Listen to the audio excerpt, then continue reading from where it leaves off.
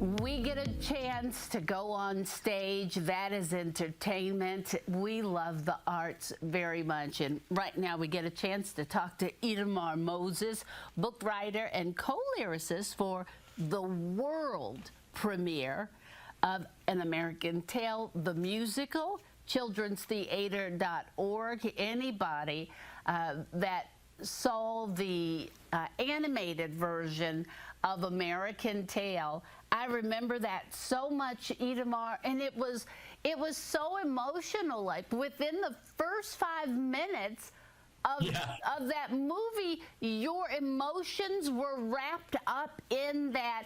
It seems to me like that's a pretty heavy weight to bear to try to get that emotion on stage, is it?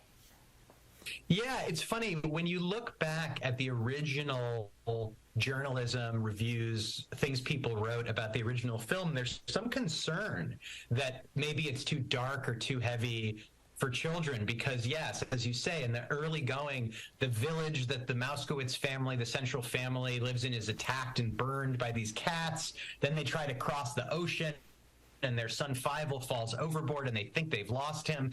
And so you're wondering, like, is this too heavy? Is this too dark? But the fact that, you know, we're here talking about this movie and this story and a new stage adaptation decades later suggests that there's something in that heaviness that just gives it the kind of stakes and drama that draws audiences in, including kids, and is why it's so emotional, you know, when the family sort of reunites later in the story. So it was a challenge, but we also trusted the movie and how it's endured, you know. So it was also just a gift, you know, all this great stuff that the movie gave us. See, and I guess I didn't think it was, too dark because I took my kids. And one of my kids was very little, and for us, I'll tell you, I can remember, especially for my littlest, he kind of hung on to me, and he was so very concerned, and he was emotional, and we had to have a talk after the movie. We did, but it made my kids appreciate a lot. It made my kids ask questions. It made my kids very grateful for having a family and being together. So all of those things are important. It's okay to talk about those things. And they also brought some things out. So you learned about some of those things about Judaism and things like that. I think whenever you put things like that out for any culture, any ethnicity, for us to learn about, that's a blessing. Yeah, and I think that, you know, there's a strange thing about writing where the more specific and authentic you make something, the more universal it ends up feeling. Whereas if you try to write something that just doesn't have any specific details about this or that culture, it just ends up feeling generic. So yeah, the Mouskowitz family, the family of mice at the center of the story, is Jewish. You know, the film also has Irish immigrants and Italian immigrants. You know, we expanded that lens a little for the stage piece. We go to Mouse Chinatown. We visit the Mouse, you know, African American community. There's a German, Swedish immigrants, you know, and all of that specificity creates this really rich tapestry that allows us to learn, but it also makes it feel real in a way that I think increases our emotional investment in the story, definitely. Now, we're going to get a chance to see this.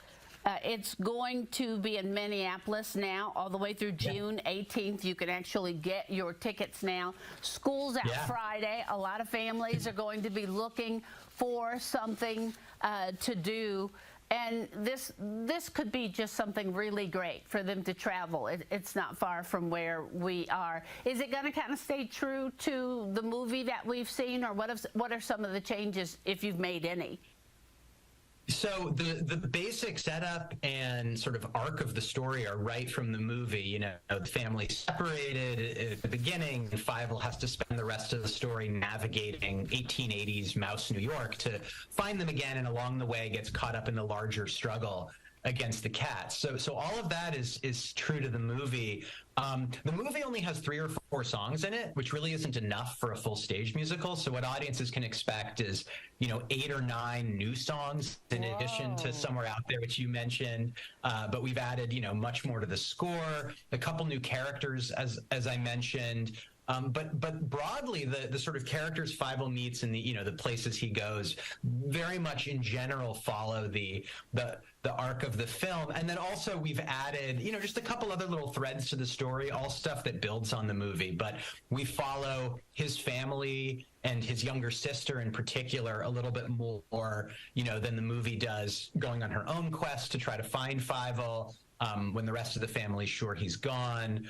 So none of it would exist without the movie. It's all springboarded off of what the movie sets up, but we did expand it a little to sort of make it a full, stage musical. And also the movie's a cartoon, right? So there are things they can do just with animation, right, action sequences and so on, that we had to come up with ways of doing a similar spectacle or magic on stage. So there's puppetry, there's, great sound effects. Yeah, a lot of fun stuff. We are so glad that you're doing this, especially now, because so many families will get a chance to see it. Now through June 18th, Children's Theater Company in Minneapolis, 2400 South 3rd Street. You can get information at childrenstheater.org. Again, Itamar Moses, we're so glad you're sharing that. I know you've done so much in your career that is just unbelievable. Thank you for sharing with us today. Oh, thanks for having me. It was my pleasure. All right. Thank you. Hopefully we'll see you again when you bring something else. We appreciate it. I hope so. All right. Thank you.